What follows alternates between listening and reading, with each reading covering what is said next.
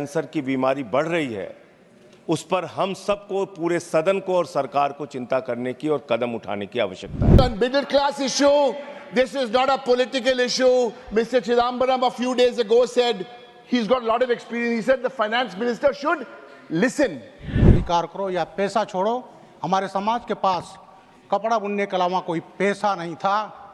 जो कन्वर्ट हो गए वो जुलाहे कहलाए, उसके बाद अंसारी कहलाए जाते हैं। आज पूर्वी उत्तर प्रदेश में गोरखपुर, मऊ, आजमगढ़।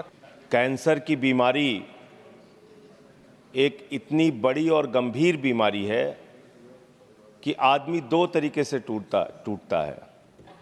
जिस व्यक्ति को कैंसर होता है वो शारीरिक रूप से टूटता है और उसका परिवार आर्थिक रूप से टूटता है। और इसके जो आंकड़े हैं मान्यवर, वो बहुत ही चौंकाने वाले हैं। जितनी तेजी के साथ हिंदुस्तान में कैंसर की बीमारी बढ़ रही है, उस पर हम सबको, पूरे सदन को और सरकार को चिंता करने की और कदम उठाने की आवश्यकता है। मानवर WHO की रिपोर्ट के मुताबिक पिछले 3 साल में 22 लाख लोगों की मौत कैंसर से हुई है और अकेले 2022 में 9 लाख लोगों की मौत कैंसर से हुई है। मानवर हमारे देश में कैंसर से इतने लोगों की जान चली जा रही है जितना किसी देश की आबादी नहीं है। मैं देख रहा था देशों की आबादी, भूटान की आबादी 7,80,000 है, गुयाना की आबादी 8 लाख है, लग्जमबर्ग की आबादी 6,53,000 है, मालदीव की आबादी 5,24,000 है। जितनी किसी देश की आबादी नहीं है उससे ज़्यादा लोग हमारे देश में कैंसर से मर रहे हैं। और इसके बारे में मान्यवर एक पार्लियामेंट्री स्टैंडिंग कमेटी की रिपोर्ट है जो इस सरकार के सामने विचाराधीन है और उसके सदस्य रामगोपाल, उसके अध्यक्ष रामगोपाल यादव जी यहाँ पे मौजूद हैं। वो पब्लिक डोमेन में है रिपोर्ट। उसकी कुछ रिकमेंडेशंस हैं जिसको देश के अंदर लागू करना बहुत आवश्यक है। वो रिपोर्ट साफ तौर पे ये कहती है कि इस देश के अंदर 25% लोगों को प्राइवेट हॉस्पिटल्स में फ्री इलाज कराने की व्यवस्था की जाए। सरकार के द्वारा ऐसा कानून बनाया जाए कि 25% फ्री इलाज कैंसर के मरीजों को प्राइवेट हॉस्पिटल्स के अंदर मिले। दूसरी बात मान्यवर, बच्चों को जो कैंसर हो रहा है, छोटे छोटे बच्चों को, उनको देख के परिवार पीड़ित होता है, बचने की कोई उम्मीद नहीं होती है, अपना घर बेच के, जमीन बेच के उसका इलाज कराते हैं।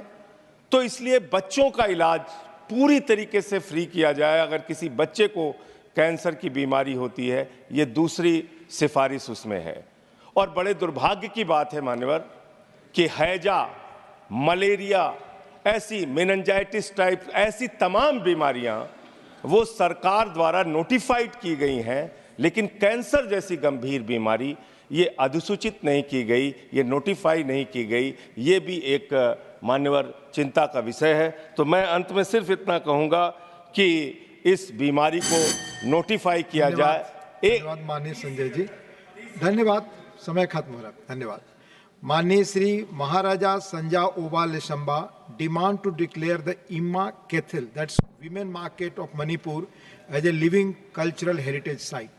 Thank you, Deputy Chairman Shah, for giving me this opportunity. And my 0-hour submission is demand to declare the Ima Kaithel Women Market of Manipur as a living cultural heritage site. Sir, the Ima Kaithel in Manipuri, Ima means mother and the Kaithel means market, that is Mother's Market, also popularly known as the Khwainambal Ima Kaithel, situated at the heart of Imphal city. Manipur is one of the oldest women markets in Asia, run only by women folk, and no male traders are allowed to open stalls or shop there. It has a very long mythological story about its establishment. It is not only a commercial hub, but it also occupies as a vital socio-economic space in the history of Manipur. Sir, the two women uprisings of Manipur, known as the Nupilan of 1904 and 1939, against the British colonial rules, were initiated, organized by the women leaders of this market. This market is a unique symbol of women economic empowerment and it may be described as a great example of Nari Shakti. Because of its unique nature, its historical significance, and its value of women empowerment, I urge upon the Union government to declare the Ima Kaithel or Khoirambal Ima Kaithel as a living cultural heritage site under Article 51A and to preserve it as a place of historic interest and national importance under Article 49 of Indian Constitution. Thank you, sir. धन्यवाद माननीय लिशंबा जी. माननीय doctor V Sivadasan need to address the issues faced by journalists and media professionals. Respected Chair, the history of our world teaches us that journalism is the integral part of the liberation movement. The world renowned personalities like Gandhiji, Bhagat Singh, Karl Marx and Lenin used media as a tool for struggle. Many of freedom fighters were active in journalism. I am sorry to say that India, the land of Periyar, Ambedkar and Rabindranath Tagore, is in the 159th position out of 180 countries in press freedom index. The journalists are facing police cases including UAPA, arrest and imprisonment. The journalists like Prabir Purkayastha and Siddiq Kapan were in jail because they were speaking truth to power.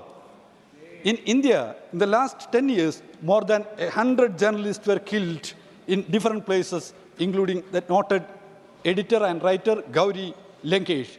The communal fanatics targeted journalists who are standing with the people. The journalists who are trying to expose the anti-people policies of the government, the rulers are targeted by the forces.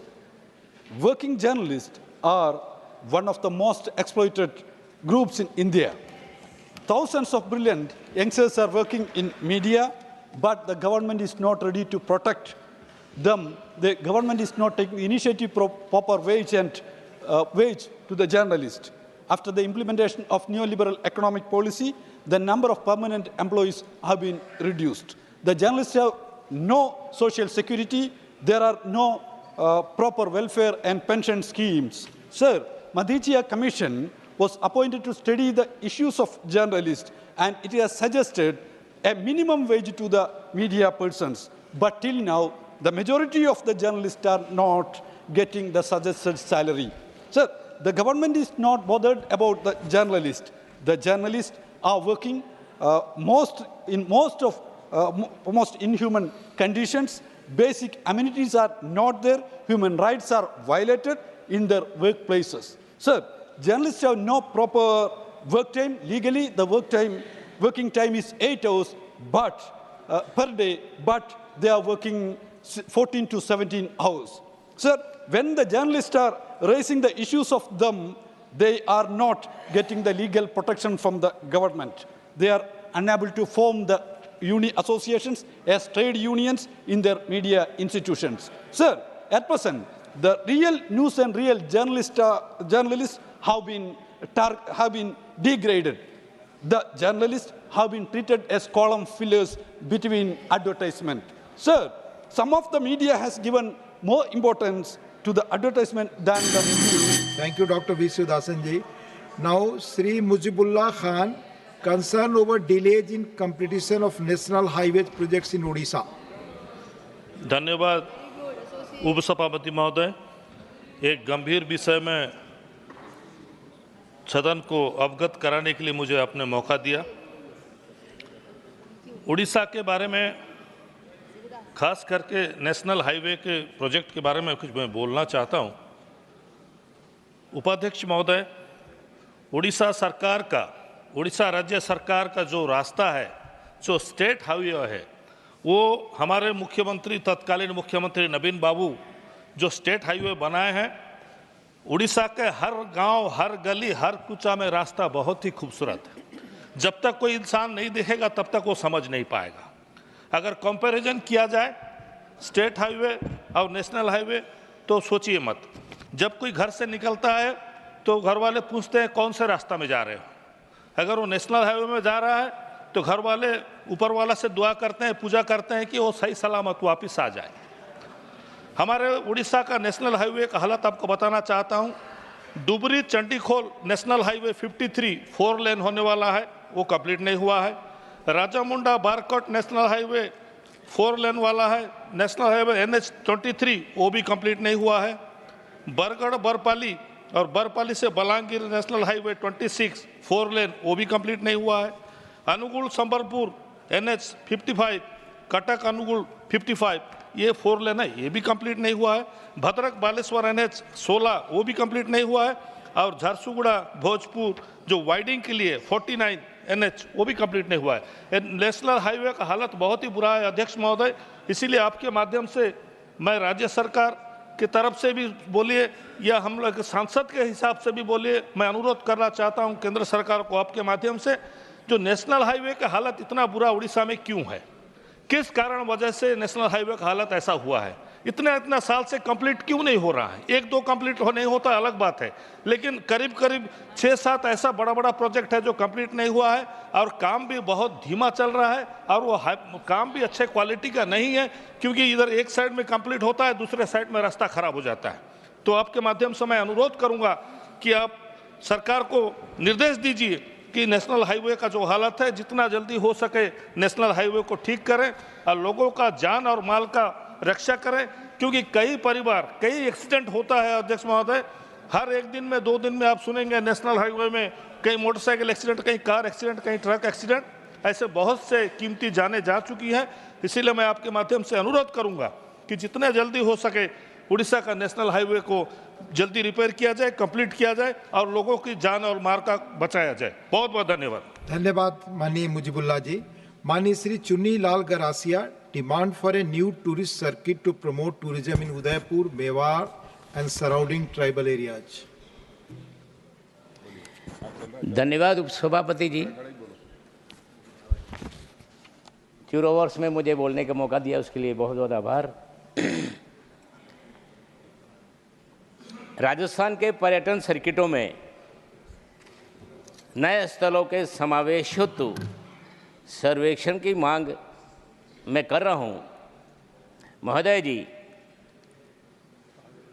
महोदय मैं राजस्थान वीर शिरोमणि जो वीरता, शौर्य, त्याग, पराक्रम एवं दृढ़ निश्चय के लिए जाने जाने वाले वीर योद्धा महाराणा प्रताप और उनके सेनापति राणा भूजा भील की धरती मेवाड़ उदयपुर से आता हूं।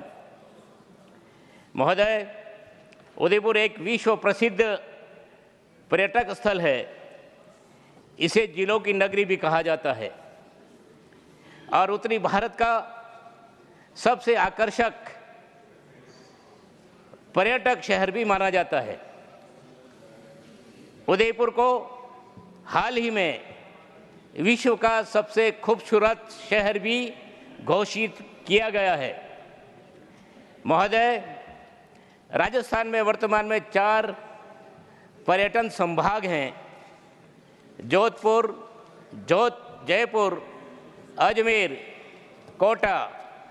इसी तरह राजस्थान में लगभग 10 पर्यटन सर्किट है, जिनमें प्रमुख हैं मरू सर्किट, जिसमें जैसलमेर, बीकानेर, जोधपुर, बाड़मेर जिले आते हैं। शेखावटी सर्किट, जिनमें सीकर, झुंझुनू, चूरू जिले आते हैं। डुंडान सर्किट, जिनमें जयपुर, दौसा, आमेर जिले आते हैं। ब्रज मेवात सर्किट, जिसमें भरतपुर, सवाई माधोपुर, टोंक जिले आते हैं। हड़ौती सर्किट, जिनमें कोटा, बूंदी, बारां, झालावाड़ जिले आते हैं। मेवाड़ सर्किट, जिसमें उदयपुर, राजस्थान, राजसमंद, चित्तौड़गढ़ और भीलवाड़ा जिले आते हैं। मारवाड़ सर्किट, जिसमें अजमेर, पुष्कर और मेड़ता, नागौर जिले आते हैं। गौरवड़ सर्किट, जिसमें पाली, सिरोही, जालोर जिले आते हैं। महोदय, मैं इस संदर्भ में सरकार से मांग करता हूं कि वर्तमान परिप्रेक्ष्य में इन पर्यटन सर्किटों में ऐसे कई पर्यटन स्थल हैं जो अभी तक इन पर्यटन सर्किटों में शामिल नहीं किए गए हैं। अतः मैं आपके माध्यम से सरकार से मांग करता हूं कि राजस्थान में इन सभी पर्यटन सर्किटों सहित बांसवाड़ा, डूंगरपुर, राजसमंद, चित्तौड़गढ़, भीलवाड़ा उदयपुर में नए पर्यटक स्थलों का सर्वेक्षण करवाकर इन स्थलों को। धन्यवाद माननीय चुन्नी लाल जी। माननीय Shri Samik Bhattacharya, demand to check and curb the menace of fake Indian currency notes in the state of West Bengal. माननीय उपाध्यक्ष महोदय, ये बहुत गंभीर विषय है। पिछले 2 दशकों से हिंदुस्तान में किसी भी जगह कोई फेक करेंसी पकड़ा गया, किसी आदमी को अरेस्ट कर लिया गया, तो उसका संबंध सीधा कालिया चौक, मालदा का साथ जुड़े हुए होते हैं। Sir, I do authenticate. Sir, reserve bank का रिपोर्ट है, जो सारे हिंदुस्तान में जितना सारे फेक करेंसीज है, उसमें 20% coming from West Bengal. Sir, we are living a border district, we have a 2200 international border with Bangladesh. We are facing a silent demographic invasion. Not only that, entire demographic design of West Bengal in the border areas have been totally changed. Cross talking आपस में बात ना करें। आज जो fake currency है, ये fake currency सिर्फ एक आज पश्चिम बंगाल का बीमारी नहीं है। हिंदुस्तान में बहुत जगह में फेक करेंसी जो चल रहा है, इसी का कारण आज पश्चिम बंगाल का माइग्रेंट लेबर भी खतरे में आ गए हैं। नहीं जा रही, आप बैठ जाएं। Our democracy, our economy, our integrity, our internal security is under threat. Sir, गंभीरता से इस विषय को विचार करना चाहिए। मालदा, मुर्शिदाबाद और नोदिया, ये 3 जेलों में और नया शुरू हुआ बारासत बोलकर एक जगह है उत्तर 24 Pargana. Not only fake currency, sir, fake Aadhaar card, fake pan card. आप ये सारे सदनों में जो सदस्य बैठे हुए हैं, सभी का स्टेट पास देखिए, सभी जगह पकड़ा जाता है।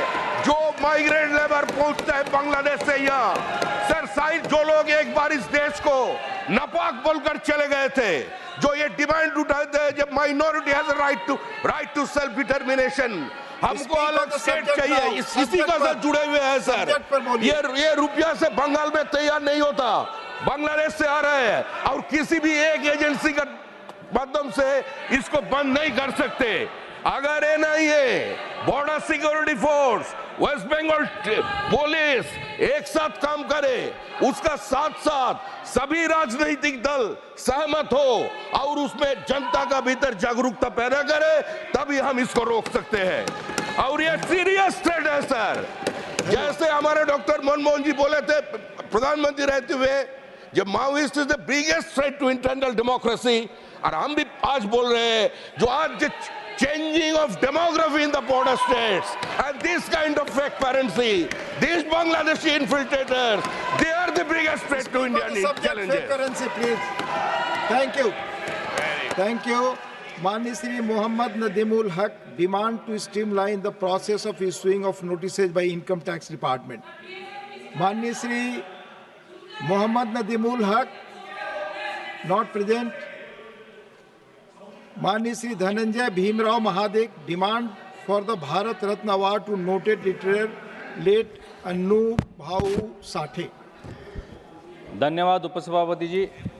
मैं अपनी मातृभाषा मराठी में बोलने की अनुमती चाहूँगा। साहित्य रत्न, महाराष्ट्र भूषण लोकशाहीर अण्णाभाऊ साठे हे दलित साहित्याचे संस्थापक म्हणून ओळखले जातात। त्यांच्या साहित्यिक कार्यामुळे समाजातील दुर्लक्षित आणि शोषित वर्गाला आवाज मिळाला आणि सामाजिक न्यायाची चळवळ अधिक मजबूत झाली। त्यांनी आपल्या लेखनातून दलित समाजाच्या वेदना आणि संघर्षांना आवाज दिला। त्यांच्या साहित्याने दलित समाजाला अस्मितेची जाणीव करून दिली आणि आत्मसन्मानाची भावना निर्माण केली। त्यांच्या लेखनात सामाजिक न्याय, समता आणि अन्यायाविरोधात कठोर टीका आहे। माझा रशियाचा प्रवास या प्रवास वर्णनात त्यांनी रशियातील समाजवादी व्यवस्थेचे वर्णन केले आहे। तर चित्रा कादंबरीत महिलांच्या सशक्तीकरणाचा विषय हाताळला आहे। त्यांच्या लेखनात बालविवाह विरोध, हुंडा प्रथा बंदी, अंधश्रद्धा अशा समाजातील अन्याय, जातीय भेदभाव आणि श्रमिकांच्या संघर्षाचे प्रतिबिंब आढळते। त्यांनी 35 कादंबऱ्या, 10 लोकनाट्ये, 24 लघुकथा, 10 पोवाडे, 1 नाटक आणि 1 प्रवास वर्णन लिहिले आहे। त्यांच्या फकीरा कादंबरीला राज्य पुरस्कार मिळाला होता. अण्णाभाऊ साठे यांच्या साहित्याने भारतीय साहित्यावर आणि समाजावर मोठा प्रभाव टाकला आहे. त्यांच्या लेखनाने अनेक लेखक आणि विचारवंतांना प्रेरित केले आहे. त्यांच्या साहित्याचे अनुवाद रशियन, चेक, पोलिश आणि जर्मन भाषेमध्ये झाले आहेत. शाहू फुले आंबेडकर यांच्या विचाराने प्रेरित होऊन महिला, दलित, शोषित, पीडित यांच्या उद्धारासाठी त्यांनी अथक प्रयत्न केले आहेत. अण्णाभाऊ साठे यांचे साहित्य हे केवळ साहित्यिक योगदान नसून सामाजिक परिवर्तनाचे माध्यम आहे. त्यामुळे आपल्या माध्यमातून मी केंद्र सरकारकडे विनंती करत आहे की साहित्यरत्न, महाराष्ट्र भूषण, लोकशाहीर अण्णाभाऊ साठे यांना भारतातील सर्वोच्च नागरी सन्मान भारतरत्न पुरस्कार देण्यात यावा. धन्यवाद. Thank you. माननीय धनंजय भीमराव जी. माननीय Shri Bijlal ji, demand to name a road in Delhi after Lakhi Shah Banjara. बहुत बहुत धन्यवाद उपसभापति महोदय. मैं दिल्ली में किसी सड़क का नाम लखी शाह बंजारा उर्फ लाखा बंजारा के नाम पर रखने के लिए खड़ा हुआ हूँ. महोदय, लखी शाह बंजारा 17वीं शताब्दी के सबसे बड़े ट्रांसपोर्टर थे. उनके पास 1 लाख से ज़्यादा बैल थे जिससे वे ट्रांसपोर्ट का काम करते थे. 1675 में वह रायसीना हिल में कैंप कर रहे थे. उसी दौरान 1675 में गुरु तेग बहादुर जी आनंदपुर साहिब में थे और वहाँ पर पंडित कृपाराम कश्मीरी ब्राह्मण थे. उनका जत्था या उनका महाराज जी बचाइए औरंगजेब हम लोगों को इस्लाम स्वीकार करने के बाध्य कर रहा है. वो वही पीरियड है जब हिंदुओं के इस्लाम स्वीकार करने की अभियान चलाया जा रहा था. उसी दौरान मेरे पुरखे, हम लोग कोरी और कोली समाज के हैं, कपड़ा बुनना हमारा काम था. उस समय औरंगजेब ने कहा या तो इस्लाम स्वीकार करो या पैसा छोड़ो. हमारे समाज के पास कपड़ा बुनने के अलावा कोई पैसा नहीं था. जो कन्वर्ट हो गए वो जुलाहे कहलाए, उसके बाद अंसारी कहलाए जाते हैं. आज पूर्वी उत्तर प्रदेश में गोरखपुर, मऊ, आजमगढ़, बनारस, ये जो आज अंसारी हैं वो हमारे समाज के हैं जिनको औरंगजेब ने कन्वर्ट किया. और हमारी बिरादरी जो हिंदू रह गई, उनके पास ना पैसा है और ना ही उनके पास खेती है. अब मैं आता हूँ लाखा बंजारा पर. महोदय, उस समय पंडित कृपाराम जी आए, गुरु तेग बहादुर जी ने आश्वासन दिया कि मैं मदद करूँगा. उसके बाद गुरु अपने शिष्यों के साथ आगरा आ गए. गुटका ताल वहाँ से औरंगजेब ने उठवा लिया. चांदनी चौक लाया गया, इस्लाम स्वीकार करने के लिए बाध्य किया गया. 9 नवंबर 1675 को उनके शिष्य मतीदास जी को आरे से चीर दिया गया. दूसरे दिन 10 नवंबर को उनके शिष्य सतीदास को रुई में लपेट करके जला दिया गया और भाई दयाल दास को हाथ पैर बांध करके कड़ाह में डाल करके उबाल दिया गया.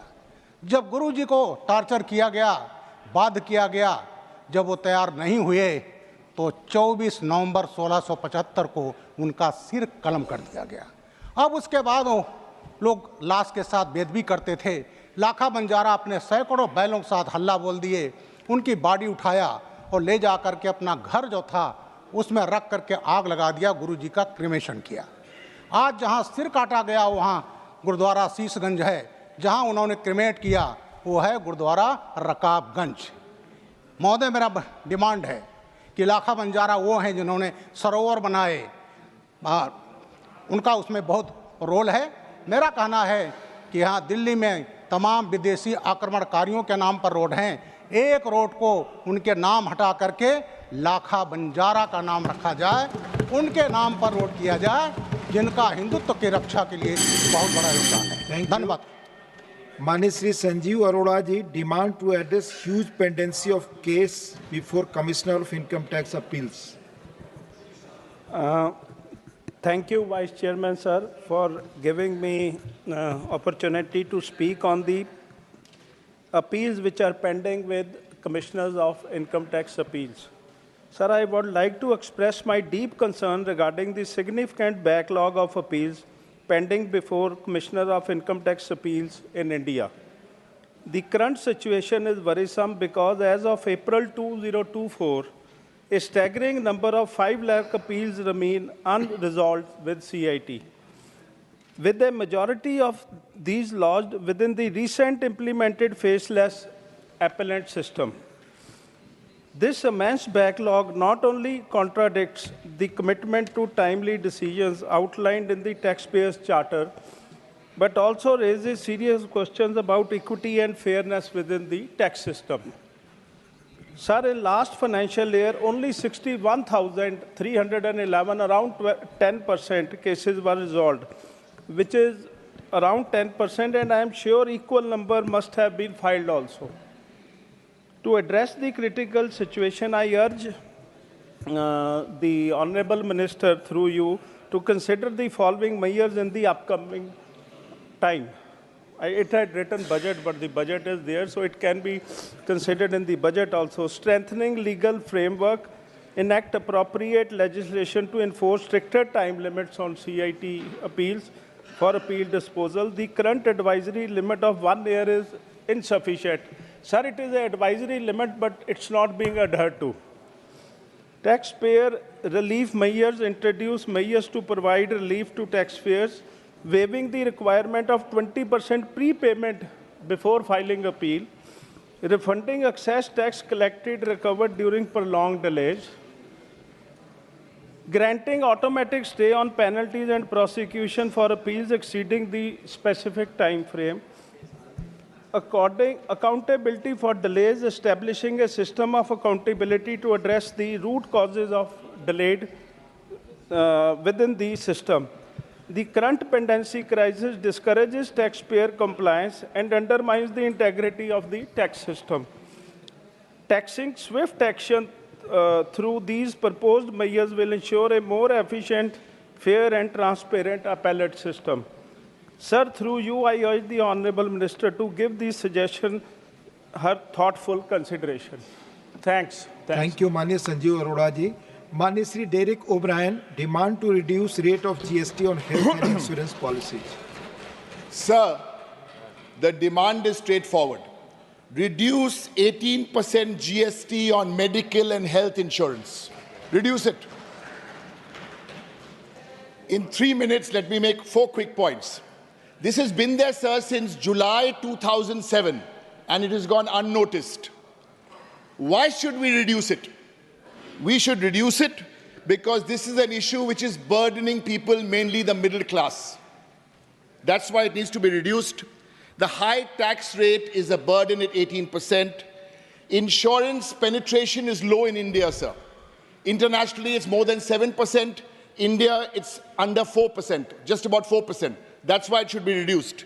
Sir, and there's an imbalance in the insurance sector where 75% is health insurance and 25% only is medical. 75% is life insurance and 25% is medical insurance. Sir, how can this be done? Who has raised this? 2 of our MPs here, Saket and Dola Sen, have raised it. My Chief Minister has written a letter to the Finance Minister to reduce it. They won't listen to us, sir. Okay? At least listen to the minister, cabinet minister from there who's also written to the Finance Minister. He's on a highway. From the BJP, he's written. They should listen to him, sir. But, when we write, the Finance Minister will say, no, I can't do anything. GST Council will change it. That is a flawed argument. This is a flawed argument. The ratio in the GST Council, is NDA 2, India parties, everybody else 1.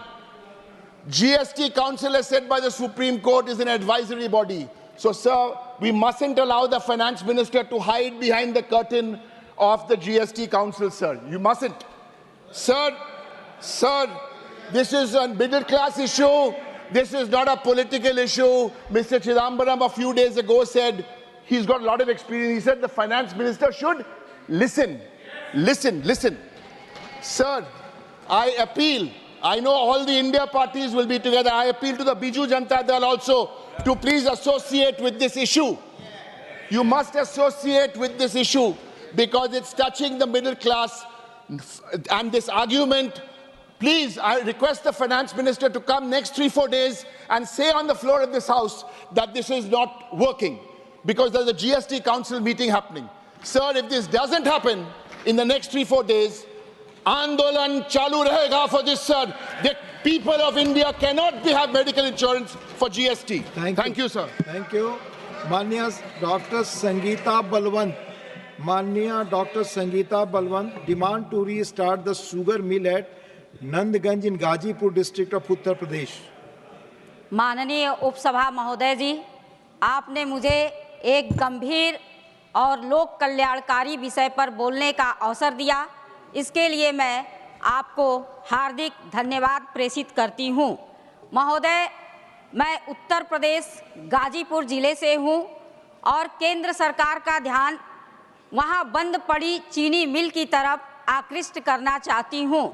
Patel आयोग की संस्तुति के बाद 1978 में मेरे गाजीपुर जनपद में नंदगंज सिहोरी में एक चीनी मिल की स्थापना हुई थी और यह चीनी मिल 19 साल तक लगातार चली।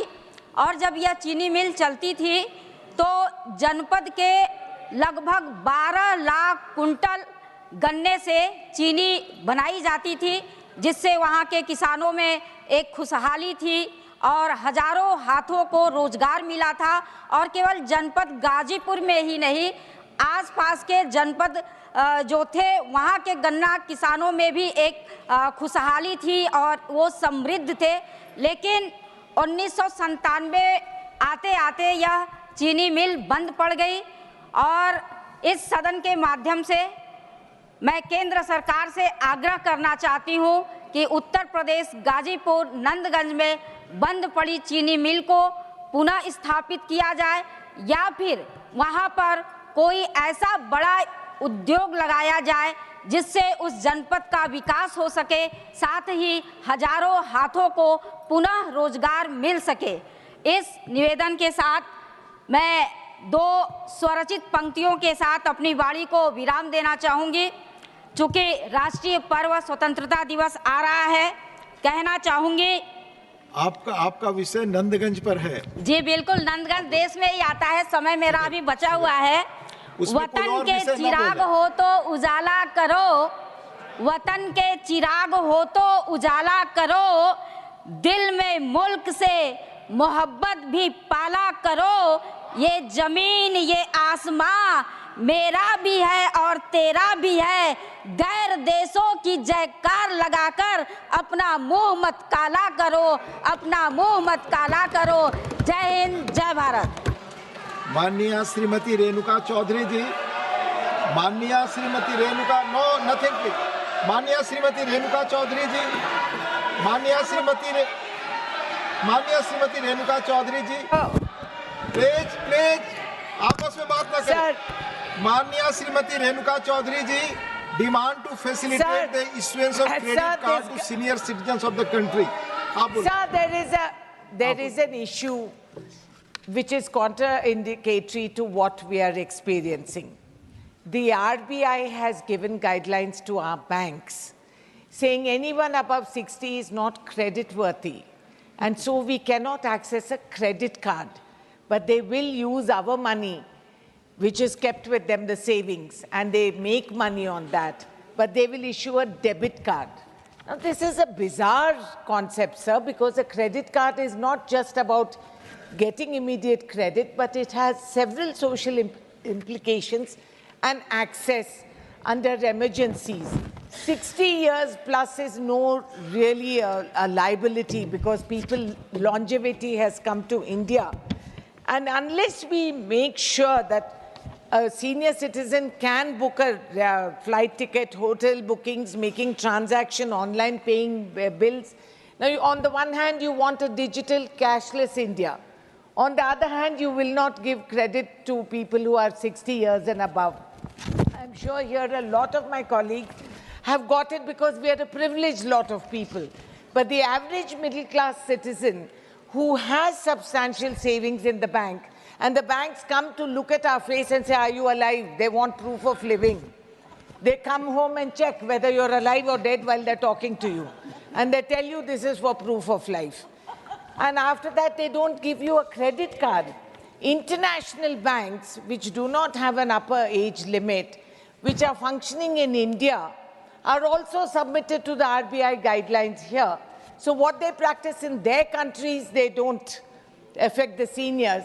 But here, when international banks come and you bank with them, you have a limitation on the credit, and you will not get a credit card.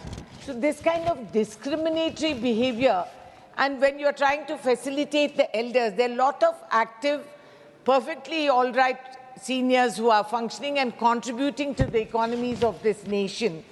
And I think this kind of discriminatory attitude has to be removed at once, failing which we are going to have only debit card. Now, sir, India has flight of capital. We have written off unsecured loans. You have given away the commercial banks' unsecured loans to the tune of 21 lakh crore. This government has waived off selected corporates to the magnitude of 16 lakh crore. But they can't give a basic credit card facility to a law-abiding, tax-paying citizen. Multiple scams have happened, sir. The Punjab National Bank and State Bank of India have given unsecured loans to people. We are all aware that Mehul Choksi, Nirav Modi, Jatin Mehta, thousands and crores of rupees have fled from the... Thank you, Manya Renuka ji. Manya Shri Neeraj Dangi ji. बहुत धन्यवाद Demand to build माननीय उपसभापति महोदय elevated road in the section of Desuri Naul connecting Pali, Jaisalmer and Jodhpur area. Thank you sir. Rajasthan के प्रमुख नगर उदयपुर को पाली, जैसलमेर व जोधपुर क्षेत्र से जोड़ने वाले राष्ट्रीय राजमार्ग SH 16 का एक घाट सेक्शन हिस्सा जो राजसमंद जिले के गढ़बोड़ से देसूरी के मध्य स्थित है, लगभग 8 किलोमीटर के इस घाट सेक्शन को देसूरी की नाल के नाम से भी जाना जाता है। यह मार्ग राजस्थान के महत्वपूर्ण व्यवसाय मार्बल ग्रेनाइट के प्रमुख नगरों उदयपुर व राजसमंद से पाली, जोधपुर, जालोर, सिरोही, भीनमाल, सांचौर व माउंट आबू तक जाने का मुख्य मार्ग है, जो कम दूरी व कम समय में व्यापार को बढ़ावा देता है एवं यह मार्ग गोमती, चारभुजा, देसूरी होकर आगे गंतव्य तक जाता है। इसके अतिरिक्त देसूरी की नाल उदयपुर को भारतीय सेना के अंतर्राष्ट्रीय बॉर्डर जैसलमेर से भी जोड़ता है। अतः इस मार्ग का इस्तेमाल भारतीय सेना के वाहन भी उदयपुर और जैसलमेर में आने जाने के लिए इसके मध्य इस्तेमाल करते हैं। देसूरी की नाल घाट सेक्शन ऐतिहासिक श्री राणकपुर मंदिर, श्री परशुराम महादेव मंदिर, श्री चारभुजा नाथ जी मंदिर एवं श्रीनाथ जी मंदिर, नाथद्वारा जैसे धार्मिक आस्था और अत्यंत मान्यता वाले स्थानों को भी जोड़ता है। हल्दी घाटी, जहां महाराणा प्रताप ने अपनी ताकत का लोहा मनवाया था, वहीं हल्दी घाटी युद्ध हुआ था एवं यह प्रसिद्ध स्थल हल्दी घाटी भी इसी स्थान पर, इसी क्षेत्र में मौजूद है। अरावली पर्वत श्रृंखलाओं के समीप यूनेस्को वर्ल्ड हेरिटेज साइट विश्व विख्यात कुंभलगढ़ दुर्ग भी यहीं स्थित है, जिसकी दीवार the great wall of India विश्व के the great wall of China के बाद दूसरी सबसे बड़ी दीवार है। उपसभापति महोदय, एक दर्दनाक हादसे का भी जिक्र करना चाहूंगा। देश ही नहीं अपितु पूरे विश्व का सबसे बड़ा हादसा देसूरी दुखांतिका इसी स्थान पर दिनांक 7 सितंबर 2007 को हुआ था, जिसमें मौके पर ही 108 लोगों की मौत हो गई थी। वहीं भारतीय सेना के वाहनों सहित हादसों का अनुमान अगर लगाया जाए तो प्रतिवर्ष यहां औसतन 100 से अधिक लोगों को हादसे में अपनी जान गंवानी पड़ती है। इन्हीं हादसों में मार्बल व अन्य सामान की क्षति होने से प्रतिवर्ष व्यापारियों को करोड़ों का नुकसान भी होता है। देसूरी चारभुजा के मध्य इस घाट सेक्शन में 12 खतरनाक S और L सेक्शन के मोड़ हैं और 5 सकड़ी पुलियाओं पर खतरनाक ढलान है, जिसमें वाहनों की सांस हाँफ जाती है और कभी वो चट्टानों से टकराते हैं तो कभी वो 40 फुट गहरी पास में जो खाई है उसमें गिरते हैं। देसूरी की नाल में 1952 से अब तक लगभग 1000 से भी ज़्यादा मौतें हो चुकी हैं। देसूरी की नाल में लगातार होती जनहानि के मद्देनज़र अगर वहाँ एलिवेटेड रोड बनाई जाती है तो वर्षों से चला आ रहा ये मौतों का सिलसिला समाप्त होगा एवं आसपास के क्षेत्र में आमजन और व्यापारियों को भी लाभ होगा। अतः सभापति महोदय, आपके माध्यम से भारत सरकार से आग्रह कि देसूरी नाल क्षेत्र में एलिवेटेड रोड बनाने पर गंभीरता से विचार हो। धन्यवाद। धन्यवाद डांगे जी। माननीय Shri Tiruchi Shivaji, honourable Tiruchi Shiva, demand for occupational safety measures and facility of insurance of for stunt artist of Indian film industry. Thank you, Deputy Chairman, sir. Sir, again a serious issue which has long been overlooked by everyone.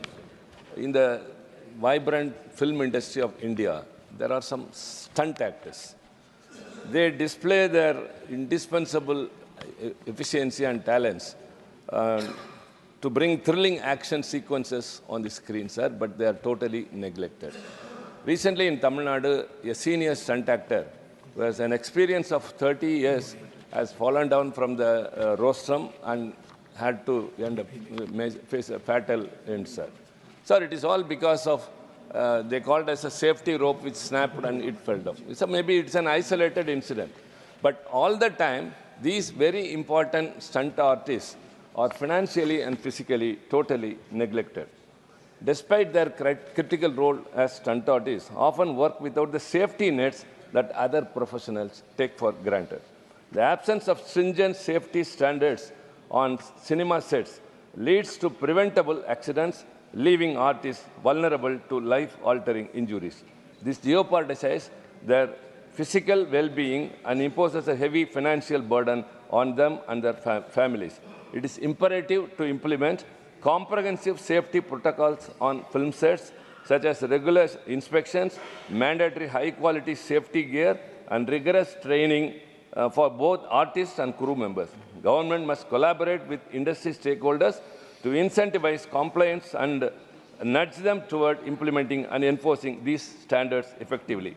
Looking at global standards, film industries have detailed safety guidelines and dedicated unions for stunt performers. India should adopt similar measures, including the establishment of a stunt artist safety board to oversee compliance with safety regulations and advocate for artists' rights.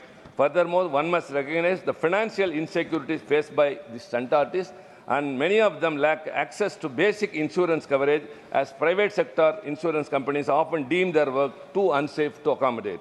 So the government should come forward that the security under public sector insurance schemes so that they receive adequate compensation and medical care for work-related injuries, sir. And very important, the Stunt Artist Safety Board has to be constituted. Thank you very much. Thank you, Honorable Tiruchi ji. Honorable Sri Bikramjit Singh Sahni.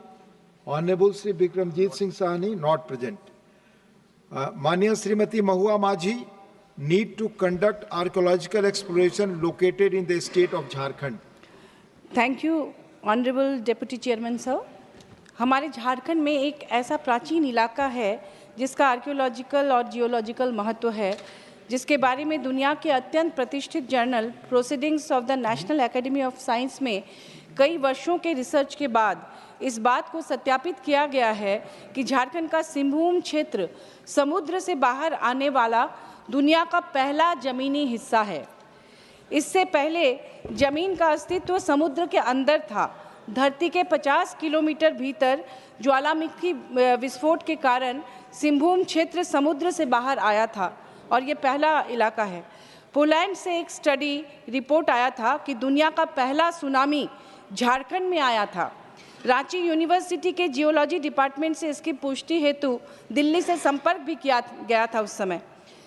Hazaribagh के मांडू थाना अंतर्गत दूधी नाला नदी में dinosaur युग के पहले के अवशेष मिले हैं, हिमयुग के अवशेष मिले हैं, करोड़ों साल पहले के पुरातात्विक अवशेष मिले हैं।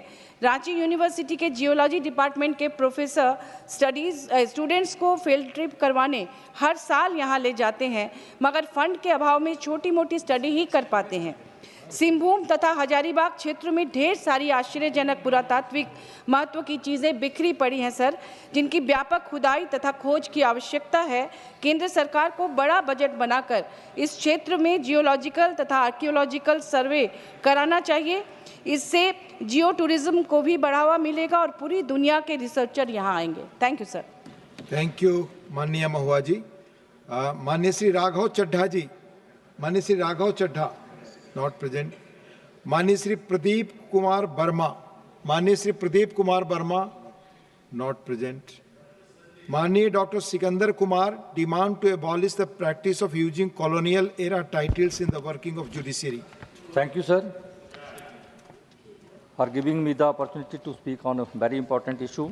Need to do away with the colonial era practice of referring to the judges of the Honorable Courts of Bharat, especially that of the Honorable High Courts of Bharat and the Honorable Supreme Court of Bharat as your Lordship your ladyship or my lords. Honorable Speaker, sir, the passing of Bharatiya Nyaya Sanhita, Bharatiya Nagrik Suraksha Sanhita, Bharatiya Suraksha Sanhita to replace the three colonial era criminal laws, namely the Indian Penal Code 1860, Code of Criminal Procedure 1973, the Indian Evidence Act 1872 being one of the many recent steps taken by the government to rightfully restructure the foundation of the judicial system of Bharat for the welfare of its people had given me hope and a renewed sense of purpose. Sir, be a part of the Indian legal system, which in its language, color and delivery was never meant to serve justice to the people of this nation. In many years of practice, we too have become a part and victim of the same system. The language, mannerism and the code of conduct taught to the practitioner of law chips away at our very basic root, that is identity. When we are inducted into the legal profession, like many young people today, we are taught to address the honorable judges of the courts of India, especially the judges of the Honorable High Court and Honorable Supreme Court as your lordship, my ladyship or my lords. This colonial era practice is not proposed or mandated by law, but due to its customary nature, it is still followed till date and has done more harm than good to the esteem and identity of young practitioner of law, because in its use it proposes a separation of the ruled and ruler, and at the outset proposes or indicates no sense of justice. The Bar Council of India had taken a step in the right direction, wherein its rules as inserted in Chapter 3A on to address the court to Part 6 added in 2006.